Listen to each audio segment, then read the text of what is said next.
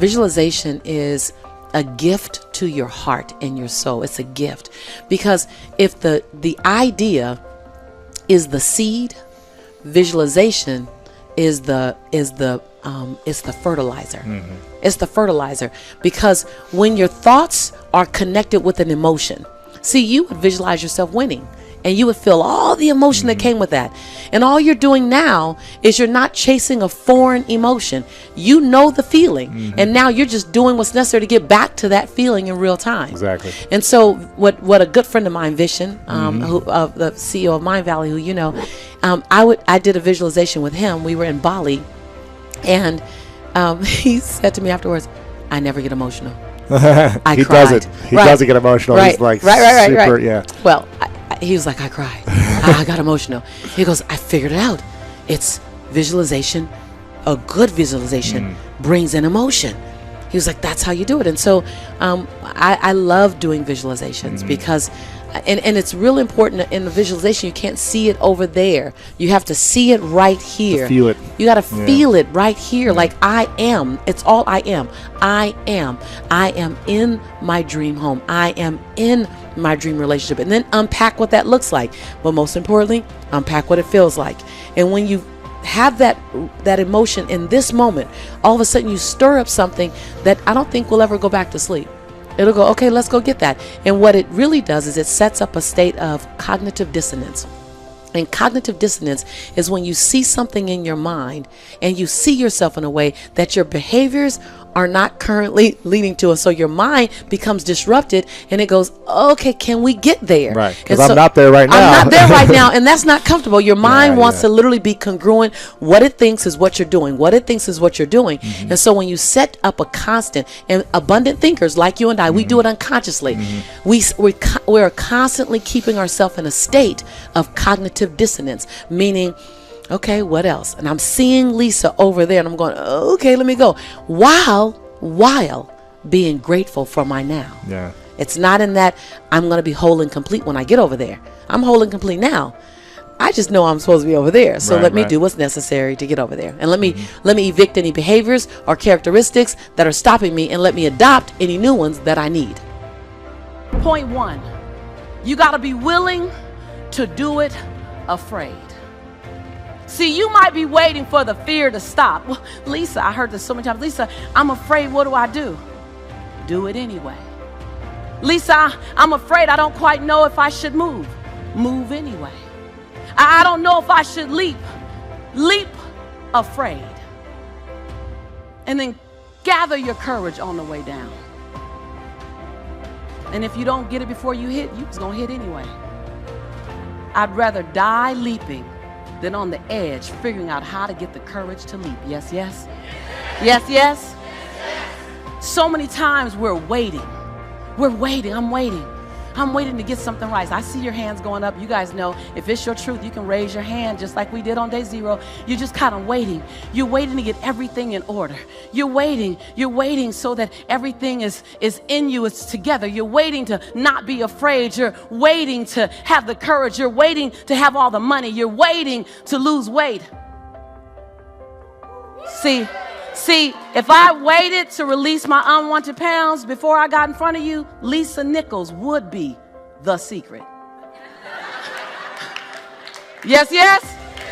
I thought, how about I just leap with my imperfection and then find my form of perfecting my imperfection while I'm soaring? How about I do that?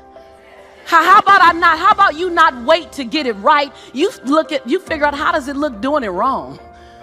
How does that look? Because your 80% of right is somebody else's 159% of what they needed. Yes, yes? And when you want to do it right and you want to wait till you're not afraid and you want to wait till you have it all together, oh, you made it about you again. See, Nelson Mandela did it. He just did it not knowing if it were right. Mahatma Gandhi just did it not knowing if it were right. Mother Teresa just did it not looking for affirmation or confirmation. Is this right? Martin Luther King did it not even knowing if it would happen before his life ended. I mean, what are you waiting on? Are you willing to do it afraid? Are you willing to do it knowing that you got so much work to do to get it better, to get it more perfect? But are you willing to do it inside your imperfection? Do you realize that in your imperfection, you're perfect for the job? When we talk about living our quest,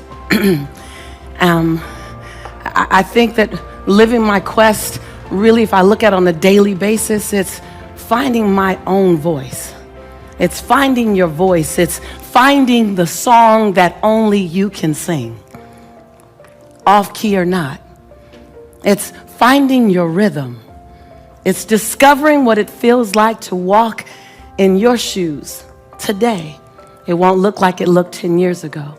Living your quest is, what can I do with my life so that my life becomes infectious to someone else? Living my quest looks like, how do I make my fingerprint matter so big that it lives beyond my transition day? Living your quest is, how can I forgive the perceivingly unforgivable so I can love the absolute lovable?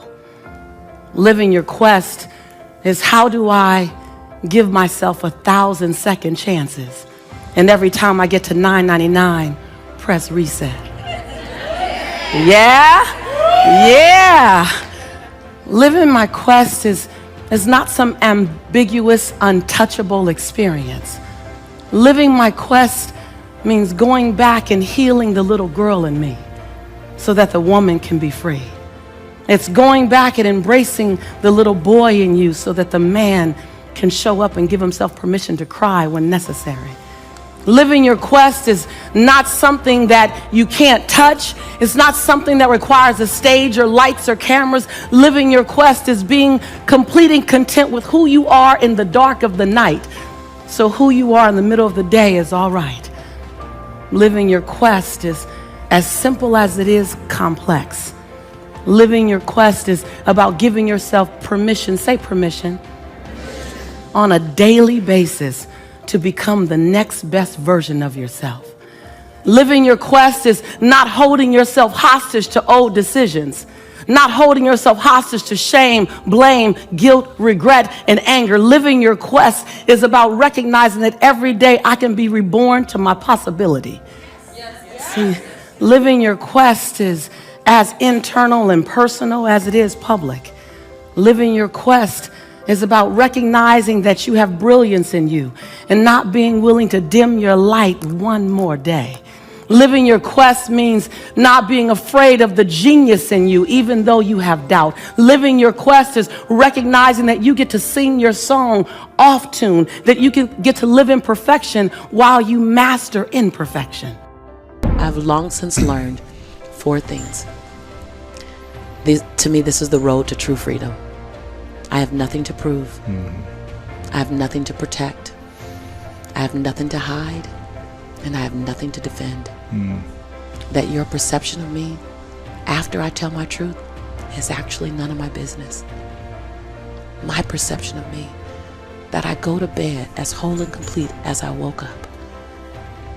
Before I check how many likes I have on Facebook, that I like me first. And every other like is bonus. There you go. Like it. That was a long road to get to. Long road. Sure. Long road.